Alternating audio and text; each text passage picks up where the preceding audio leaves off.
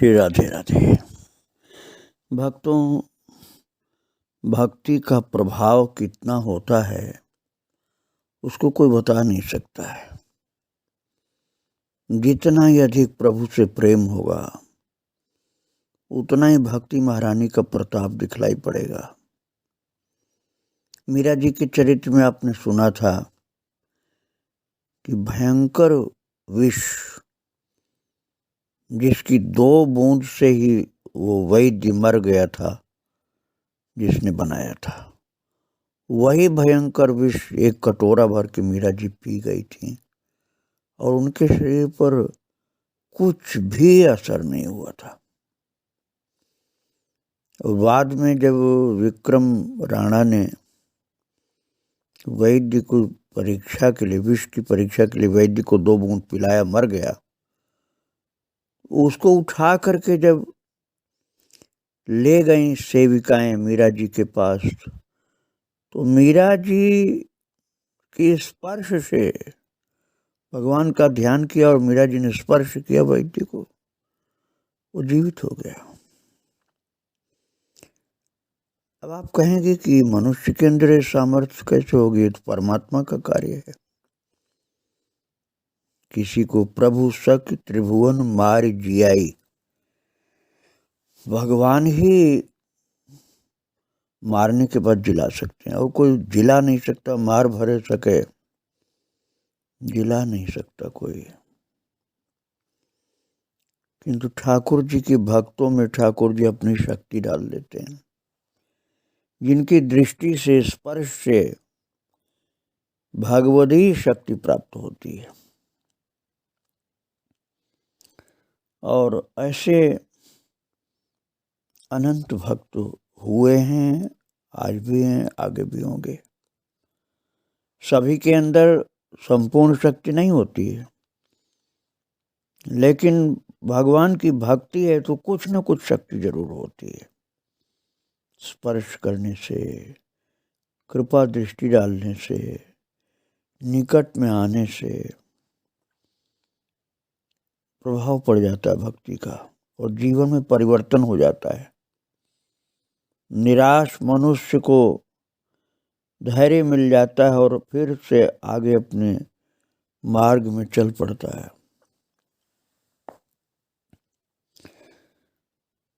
बहुत अधिक पूजा पाठ करने पर जो लाभ मिलता है मुश्किल से, उससे भी ज्यादा लाभ इन सिद्ध महान भक्तों के सानिध्य में स्पर्श से, उनकी दृष्टि पड़ने से लाभ हो जाता है। ऐसी महान संत थे परमेश्वर दास जी महाराज। त्याग तपस्या की मूर्ति और भगवान के भजन के साकार स्वरूप थे वो।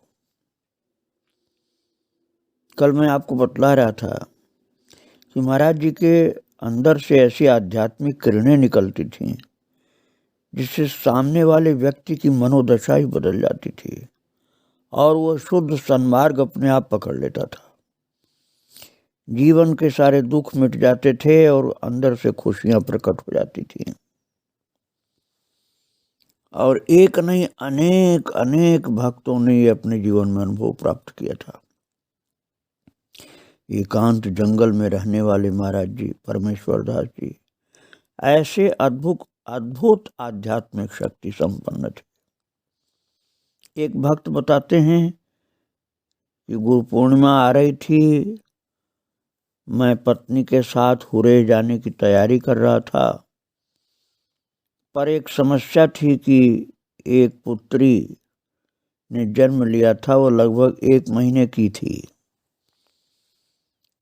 अतः उसको एक पूरे दिन के लिए मेरी पत्नी कैसे छोड़कर हुरे जाए, ये सोच रहा था। वो भक्त अपना अनुभव बताते हैं कि हम लोगों ने किसी भी प्रकार हिम्मत बांध कर उसे बड़ी लड़की जो 9 वर्ष की थी और लड़का जो 6 वर्ष का था, उनके सहारे उस 1 महीने की बच्ची को छोड़कर हुरे जाने की तैयारी की। हुरे मैं आपको पहले बता चुका हूँ, ग्वालियर के निकट में जंगल पहाड़ जहाँ बाबा रहते थे, जहाँ 8 किलोमीटर पैदल जंगल में चल करके जाना पड़ता था। ये भक्त इतने श्रद्धावान थे कि वहाँ पहुंचना इन्होंने सोच लिया, ठान लिया मन में। और हुरे पहुंचना, वो बताते हैं कि पत्नी के साथ आसान नहीं था, क्योंकि बंधा से 8 किलोमीटर जंगल का मार्ग दुर्गम था। परंतु गुरु महाराज की कृपा के सहारे ये लोग चल दिए। और भक्तों, कृपा पर विश्वास जब करो तो कृपा और ज्यादा काम करने लग जाती है। और बंधा पहुंच करके ये लोग जैसे ही जंगल में प्रवेश हुए तो इनको एक ट्रैक्टर दिखाई दिया। और ट्रैक्टर ड्राइवर इन लोगों को आवाज देकर बोला कि क्या आप लोग हुरे जा रहे हैं? तो इन्होंने जवाब दिया कि हाँ, हमको हुरे ही जाना। तो उसने कहा मेरे ट्रैक्टर पर बैठ जाओ। वहाँ गाड़ी मोटर तो जाते नहीं थे, ट्रैक्टर वाले भी बड़ी हिम्मत करते थे तभी जाते थे। तो ये लोग बैठ गए ट्रैक्टर में और वो घुमा घुमा के कैसे भी रास्ता खोज खोज करके उस जंगल में उस जगह हुरे पहुंच गए वो। और हुरे पर बहुत लोग महाराज जी के दर्शन के लिए पहुंच गए थे, पैदल चल चल करके। और ये लोग जिनकी बात मैं सुना रहा हूँ वहाँ जा करके महाराज जी को दंडवत प्रणाम किए। और महाराज जी ने जब पहचान लिया तो इनकी पत्नी से कहा कि अभी थोड़ी देर में दीक्षा देंगे तुमको, क्योंकि पहले महाराज जी ने बता दिया था। पति की दीक्षा पहले कर दिया था, अब पत्नी की दीक्षा होनी थी। लगभग दोपहर 12 बजे दीक्षा प्राप्त हुई उनको। और महाराज जी बोले तुम लोग भंडारा पा करके मुझसे पूछ करके ही घर को जाना, चुपचाप नहीं जाना। वो भक्त बताते हैं कि लगभग दोपहर 2 बजे भंडारा पाया और महाराज जी से घर जाने की इजाज़त मांगी। पर महाराज जी बोले थोड़ी देर और ठहर जाओ। लगभग 4 बजे इन्होंने देखा कि एक सामान ढोने वाला लोडर वहां आ गया था। सामान्य रूप से वाहन का पहुंचना हुरे पर आसान नहीं था, पर कोई व्यक्ति महाराज जी के भंडारे का सामान देने के लिए किसी तरह रास्ता खोजता हुआ वहां पहुंचा था। उसी समय महाराज जी बुलाए और बोले कि तुम लोग इस वाहन से मुरार चले जाओ। और मुरार में महाराज जी का आश्रम है, वो इनके गुरुदेव का आश्रम है, परमेश्वर दास जी के गुरुदेव का। तो उन्होंने बताया कि वहां पर मेरे गुरु भाई श्री राघव दास जी महाराज महंत हैं, कभी कभी जाया करो। तो उस वाहन पर बैठकर मुरार पहुंच गए लोग और गुरु महाराज की कृपा से घर पहुंच गए। तो महाराज परमेश्वर दास जी ने बताया था कि उनके गुरुदेव का आश्रम मुरार में है और वहाँ उनके गुरु भाई महंत हैं। तो फिर वहाँ जाने को बोला था। तो ये लोग मंगलवार को जाते थे वहाँ। और वहाँ इनकी मुलाकात हुई परमेश्वर दास जी के गुरुदेव चंद्रमा दास जी के गृहस्थ शिष्य गच्छ साहब से। तो इन्होंने जो अपना परिचय देते हुए बताया कि हमने श्री परमेश्वर दास जी से दीक्षा ले ली है। तो उन्होंने पूछा इनसे कि क्या तुमको गुरु भेंट से पहले कोई बाल साधु मिला था? मैं आपको सुना चुका हूँ कल भक्तों कि जब इन्होंने दीक्षा ली थी परमेश्वर दास जी से तो 3 दिन बाल साधु मिला था, बालक रूप में साधु। तो अब वहां पर वो मुरार में आश्रम में चंद्रमा दास जी के शिष्य पूछ रहे हैं कि जब दीक्षा हुई थी कब बाल साधु मिला था तुम्हें? बोले हाँ मिला था। और 3 दिन सामान देने के लिए लौट आया था, सामान लेने के लिए। वे बोले मेरे साथ भी यही हुआ था। मेरे गुरु और आपके गुरु दोनों सिद्ध संत हैं, अर्थात चंद्रमा दास जी और परमेश्वर दास जी। तो नया शिष्य बनाने से पहले वे उसके धैर्य की परीक्षा लेते हैं। तुम्हारे जगह कोई ऐसा वैसा व्यक्ति होता साधारण हल्की श्रद्धा वाला, तो ये सोचकर वापस चला जाता कि बाबा जी तो लालची व्यक्ति हैं, क्योंकि तीनों दिन उस बाल साधु ने कुछ कुछ डिमांड की थी कि ये सामान ले आओ, वो सामान ले आओ, राशन लाओ, ये दूध लाओ, चाय पत्ती लाओ। तीनों दिन ऐसे लौटाया था सामान के लिए। और महाराज वहाँ बाल साधु कोई था ही नहीं और इनको तीनों दिन मिला था। तो इन्होंने उनको बतलाया मुरार वाले संत को। उन्होंने पूछा था, उन्होंने बताया हाँ 3 दिन मिले थे। तो वो कहते हैं कि हम दोनों को दीक्षा प्राप्त होने के कुछ दिन पश्चात अचानक डॉक्टर गुरु भाई मेरे यहाँ सुबह सुबह आ गए और हमसे पूछा कि क्या आप गुरु महाराज के दर्शन करना चाहते हैं। तो महाराज जी प्रोफेसर साहब बोलते हैं, आशकरण जी, जसकरण का नाम था, जसकरण सिंह जी। तो वो कहते हैं कि मैंने कहा कहाँ दर्शन करना चाहता हूँ गुरुदेव का। कहाँ आए हुए हैं गुरुदेव? बोले डॉक्टर साहब की सिर्फ इतना पता है कि वे गोहद चौराहे के आसपास कहीं उनके गुरु भाई बाबा शंकर दास जी रहते हैं और वो भागवत करा रहे हैं, गुरु महाराज वहीं गए हुए हैं। चलो हम लोग गोहद चौराहे चलकर पता करते हैं कि उनके गुरु भाई जी का आश्रम कहाँ है। और ये दोनों लोग निकल गए और बस पर बैठकर करीब 11 बजे गोहद चौराहे पहुंचे। और गोहद चौराहे पर शंकर दास जी बाबा के बारे में कुछ लोगों से पूछा तो लोगों ने बताया कि यहाँ पर शंकर दास जी बाबा का हनुमान मंदिर सामने की तरफ है, पर अभी वहाँ तो कोई भी नहीं है। बाबा तो जंगल में घूमते रहते हैं, कभी कभार ही प्रकट हो जाते हैं।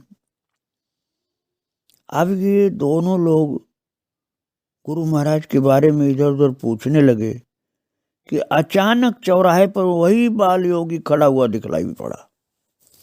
अब देखिए सिद्ध महापुरुषों की ये चमत्कार वाली लीला है भक्तों।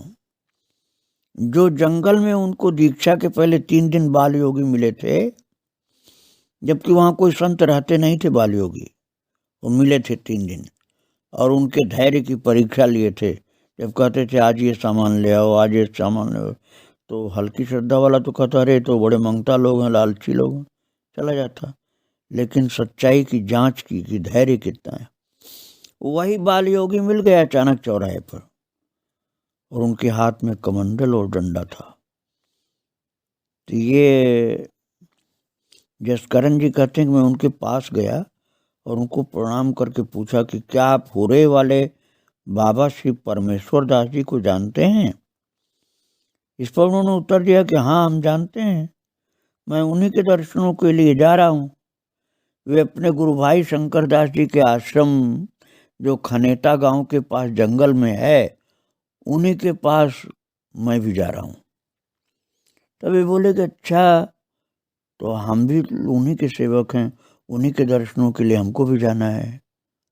तो पास में एक तांगा खड़ा हुआ था, उसको बुलाया और पूछा कि क्या खनेटा गांव के पास कहीं भागवत हो रही है, इसके बारे में क्या आपको पता है? वो बोला कि हाँ मालूम है, शंकर दास जी महाराज द्वारा वहाँ भागवत कराई जा रही और वहाँ पर हुरे के परमेश्वर दास जी महाराज पधारे हुए हैं। भक्तों इन सिद्ध पुरुषों की बात बहुत धीरज के साथ आप सुनेंगे तब आपको समझ में आएगी पूरी बात। तो ये जसकरण जी बोले कि हम लोगों को इस तांगे पर वहाँ ले चलो। तो तांगे वाले ने कहा कि ठीक है चलो। वो तैयार हो गया और डॉक्टर साहब तांगे के आगे वाली सीट पर बैठ गए।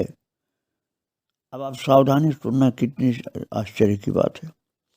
डॉक्टर साहब आगे तांगे के आगे वाली सीट पर बैठ गए और बाल योगी अपनी इच्छा से पीछे की सीट पर बैठ गए। तो दोनों लोग जो थे, जसकरण जी और डॉक्टर साहब, ये दोनों लोग आगे आगे सीट पर बैठे और बाल योगी जो मिले थे रास्ता बताने के लिए वो पीछे की सीट पर अपनी इच्छा से बैठ गए और पक्की रोड पर तेजी से तांगा चला, खूब स्पीड में, और करीब लगभग 10-12 किलोमीटर चलने के बाद जब तांगा जंगल की ओर कच्चे में चला, तभी बताते हैं कि मेरा ध्यान पीछे की ओर गया और मैंने देखा कि बाल योगी पीछे तांगे पर जो बैठे थे अब नहीं है। तांगा कहीं रुका नहीं और वो कहीं आवाज नहीं दिए उतरने के लिए, बोले नहीं, और कहाँ अंतर्धान हो गए बाल योगी, कहाँ चले गए कुछ पता नहीं। तो बड़ा आश्चर्य हुआ कि चलते तांगे से बाल योगी जी कैसे कब अंतर्धान हो गए, कब उतरे, कुछ पता ही नहीं चला। तभी कहते हैं कि डॉक्टर साहब और मैंने समझ लिया कि कोई गुरु महाराज जी का ही चमत्कार है। उनसे मिलने का बाल योगी जी एक माध्यम बन गए थे, क्योंकि कोई बता नहीं पा रहा था उनके विषय में, ऐसी जगह जंगल में जाना था। तो बाल योगी जी प्रकट हो गए थे और थोड़ी देर में ये लोग आश्रम जब पहुंच गए, जहाँ एक अलग कैंप महाराज जी अपने शिष्यों के साथ ठहरे हुए थे, तो जब महाराज जी को प्रणाम किया इन लोगों ने, तो इनको देख महावीर दास जी बोले कि तुम लोग आ रहे थे, इसका पता गुरु महाराज को चल गया था, इसलिए आप दोनों लोगों के लिए पहले से ही बाल भोग बांट करके रखा हुआ है, अलग अलग हलवा और पकौड़ी। यह कह करके अलग से रखवा लिया था कि बाद में कोई आ रहा है उसके लिए है। तो महाराज जी को पता हो जाता था, ऐसी शक्ति थी उनके पास। और गुरु महाराज ने महावीर दास को आदेश दिया कि इन दोनों लोगों को रखा हुआ बाल भोग दो, तब तक भंडारा तैयार हो जाएगा, फिर भंडारा पालेंगे। तो कहते हैं कि मैंने और डॉक्टर गुरु भाई ने बाल भोग पाया और महाराज जी के चरणों में बैठ गए। तो महाराज जी ने इनसे कहा कि मेरे गुरु भाई को जाकर के प्रणाम करो। और बहुत से संत आए, साधु लोग आए हैं, जाकर सबका दर्शन करो। और कहा कि मेरे गुरु भाई जो हैं मेरे जैसे ही समझो उनको प्रणाम करना। तो ये दोनों लोग डॉक्टर साहब और जसकरण जी जा करके उनके गुरु भाई को प्रणाम किए, परमेश्वर दास जी के गुरु भाई को साष्टांग, और सब साधु संतों को दर्शन किया, जा के प्रणाम किया। और दूसरे दिन भागवत की समाप्ति एवं भंडारे का आयोजन था। उस दिन दोपहर को हवन आदि के बाद भंडारा चालू हुआ। आश्रम के कुएं से, अब देखिए महाराज जी की भक्ति वाली शक्ति, कैसी अद्भुत शक्ति थी महाराज जी की। आश्रम के कुएं से पानी खींच खींच कर सबको पिलाया जा रहा था। रात को 8 बजे कुएं का पानी खत्म हो गया। नीचे स्रोत से निकलता था, लेकिन पानी की डिमांड इतनी थी कि अब निकलना बंद, सब समाप्त हो गया बिल्कुल। कोई भी लोटा भी नहीं भर सकता था, इतना भी पानी नहीं था। अब बड़ी भारी समस्या पैदा हो गई कि भंडारा पाने के लिए बहुत लोग बैठ चुके थे, पर पानी कहाँ से लाया जाए जंगल में। अब किसी के पास जवाब नहीं था। महाराज जी के गुरु भाई तथा कुछ संत गुरु महाराज के पास गए, परमेश्वर दास जी के पास, और कहने लगे कि बाबा आप ही काम संभाल सकते हैं, पानी कुएं का खत्म हो गया और पंगत खाने के लिए बैठी हुई है, पानी कहाँ से आएगा, हम लोगों को समझ में नहीं रहा, पानी कहीं मिल ही नहीं सकता है, यहाँ कहाँ से पानी आ जाएगा, अब आप ही कुछ कर सकते हैं अपनी कृपा से। तो बाबा परमेश्वर दास जी ने कहा कि चलो कुएं पर चलकर देखते हैं। तो ये लोग बाबा के साथ गए कुएं पर, और वहाँ जा करके बाबा जी ने पास के हनुमान मंदिर के पुजारी को बुलवाया और कहा कि पंडित जी आपने कुएं की आज पूजा नहीं की है, आप जल्दी से नारियल, बतासा और अगरबत्ती लेकर आओ और पूजा करो। पंडित जी तुरंत सामान लाए, तत्पश्चात पूजा की, तो महाराज जी ने नारियल को कुएं के किनारे पर पटक कर जोर से फोड़ा, और जैसे ही नारियल के पानी के छींटे कुएं के अंदर जाकर के गिरे, महाराज कुएं में पाताल तोड़ पानी जोर से उठा और कुआं ऊपर तक पानी से भर गया। ये देख करके चमत्कार, जो महाराज जी तो कोई सिद्धि रिद्धि नहीं किए थे, वो तो भगवान राम का भजन करते रहते थे बस, और कुछ नहीं। ये उनकी भक्ति का प्रताप था। ये चमत्कार देखकर गुरु महाराज की जय जयकार होने लगी और कुएं से पानी भर भर कर सबको पिलाया जाने लगा, और इतना कुआं भरा हुआ था कि खत्म होने का नाम ही नहीं था। इस प्रकार से वो भंडारा पूरा हुआ। इसी प्रकार की एक चमत्कारिक घटना गुरु महाराज जी की जन्मभूमि बरेण में, राजस्थान में महाराज जी की कृपा से हुई थी। और दूसरे दिन ये लोग हुरे लौट करके आए।